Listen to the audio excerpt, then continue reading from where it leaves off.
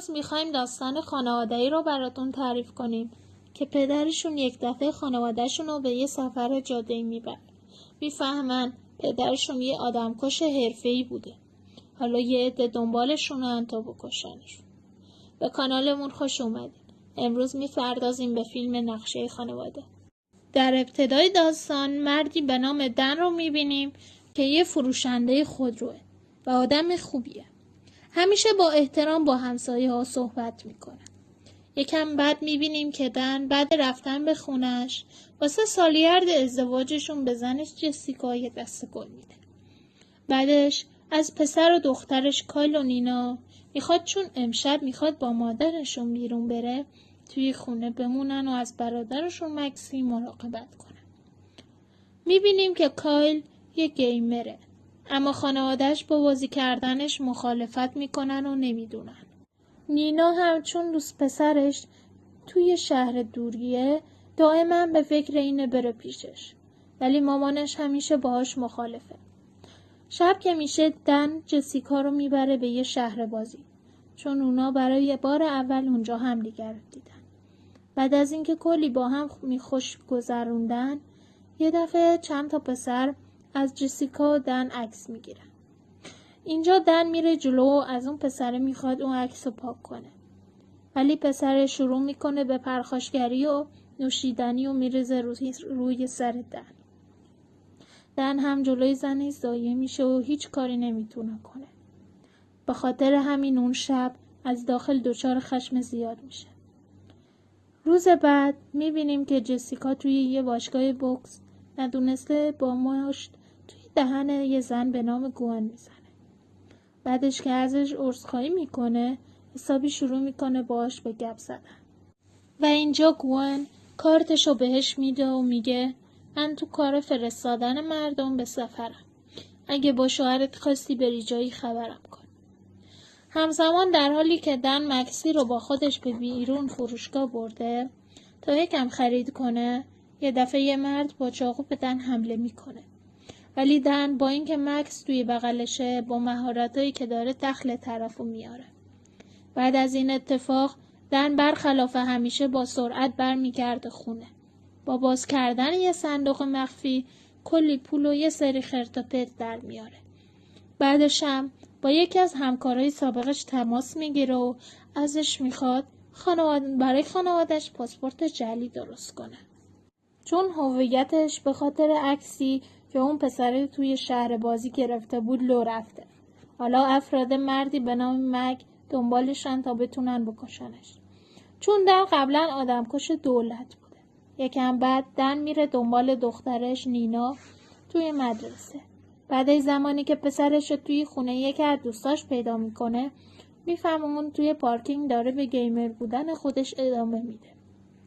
بعدش دن میره دنبال جسیکا و بهش خبر میده که قراره با همین دیگه به لاس وگاس بریم و خوش بگذرونیم.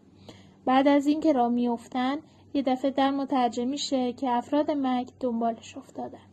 بدون اینکه خانواده‌اش بفهمن از یه میونبر میره. اینجا دن حدس میزنه که احتمالاً توی ماشینش رادیو کار گذاشتن. به خاطر همین میره تعمیرگاه محل کارش و ماشینشو در حالی که خانواده‌اش داخلشن میفرسته روی جک.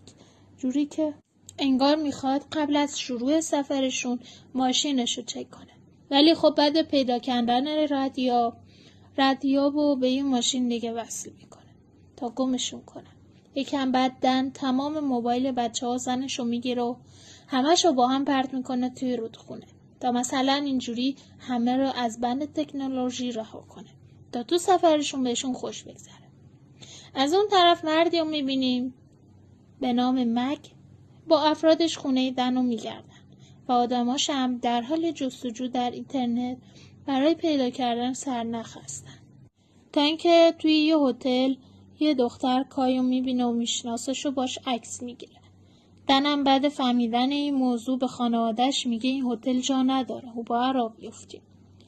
بین راه در حالی که همه به جز دن و مکسی خواب بودن همه‌شون یه هدفون متصل به ماشین روی گوششون گذاشته بودن و دنم یه موزیک آروم براشون پخش میکنه که فهمید افراد مرگ دارن با موتور میان سمتشون. صبح روز بعد اونا توی آیودا متوقف میشن و نینا بعد فهمیدن این موضوع میگه بریم دانشگاه تا دوست پسرم ترور رو ببینم. ولی با اینکه مادرش باش مخالفت میکنه نینا این کار رو انجام میده. میفهمه ترور با یه دختر دیگه بهش خیانت میکنه. بعدش نینا احساساتش جریدار میشه و برمیگرده پیش خانوادش. باباش بهش یه تکنیک رو یاد میده تا برای خنک شدن دلش روی ترور ایجاد کنه. اونم این کار رو انجام میده و خوشحال راضی پیش خانوادش برمیگرده. خلاصه دن و خانوادش توی مسیر طولانیشون از شرق به غرب آمریکا به راهشون ادامه میدن تا اینکه نزدیک گاز دن با خودش تمرین میکنه که حقیقت رو به زنش بگه، اما خب نتونست بگه. اونا میرسن به وگاس ولی دن همچنان جرأت گفتن حقیقت رو به زنش پیدا نکرد. یکم بعد میرن توی هتل لاکچری تا اقامت کنن. دن میره توی لابی هتل که از دوستش پاسپورتای جعلیشون رو بگیره تا بتونه خانواده‌ش رو به کانادا ببره. بعدش دن یه اسلحه برمی‌داره از بچه‌هاش میخواد توی هتل بمونن تا خودش و زنش به یه رستوران برن. ولی خب بچه‌ها به حرفش گوش نمیدن و به کلوپ بازی‌های کامپیوتری میرن. همزمان میبینیم که دن بعد اینکه با تلفن هتل تماس میگیره و کسی جوابشو نمیده فوراً با جسیکا برمیگرده اونجا. ولی خب یه عده به هتلش حمله میکنن اما دن موفق میشه دخل همشون رو بیاره تا اینکه یکیشون جسیکا رو گروگان میگیره. دن بعد زمین گذاشتن اسلحه‌اش یه چاقو از تو جورابش برمیداره و میزنه یارو رو میکشه. بعد از این اتفاق میفهمن بچه‌هاشون توی اتاقاشون نیستن. دوتایی میرن و پیداشون کنن. اینجا زمانی که دن به بچه‌هاش میگه من قبلا آدمکش دولت بودن اونا حسابی مسخرش میکنن. ولی خب همزمان یه سری آدم دیگه بهشون حمله میکنن. دن همشون رو میکشه. اون شب دن به خانواده‌اش میگه من قبلا مرگ خودم رو صحنه سازی کردم تا بتونم یه زندگی جدید شروع کنم. ولی زمانی که پاسپورتای جعلی رو به بچه‌ها نشون میده اونا همراه با جسیکا ترکش میکنن. پدرشون 18 سال بهشون دروغ گفته. صبح روز بعد جسیکا بچه‌ها رو برمیداره از اونجا میبرشون چون اون از دوستش گاون خواسته که بهشون کمک کنه و اون هم با یه جت شخصی اومده دنبالشون. اینجا گاون به جسیکا میگه یه زمانی عاشق یه مردی شدم ولی اون ولم کرد و رفت با یه زن دیگه. ولی خب با برنامه ریزی دقیقی که انجام دادم کاری کردم اون زن با بچه‌هاش با پای خودشون بیافتن تو دامم. بالاخره جسیکا میفهمه که از افراد مگ هستن. دخترم قبلا عاشق دن بوده. بعدش مگ به دن خبر میده که زن و بچه‌هاشو گرفته و به خاطر همین ازش میخواد که بره به یه کازینوی قدیمی. میبینیم که اونجا افراد مگ با پهپاد اونو چک میکنن. یه نفر دن رو میبره با آسانسور برسونش پیش زن و بچهش. بعدش اون بالا مگ به زن بچه دن میگه من پدر دنم، یعنی پدر بزرگتون. ازش میخوام برگرده و برام چند تا مأموریت دیگر رو انجام بده. تو این مدت هم نباید خانواده‌ش رو ببینه. دنم قبول میکنه و اینجا مگ دستور میده خانواده دنو به فرودگاه ببرن تا برگرده خونشون. ولی نینا دائما از مادرش میخواد یه کاری انجام بده. چون دن پدرشونه کایم همین درخواست ازش میکنه. تا همین لحظه جسیکا یه فکری میاد دو سرش.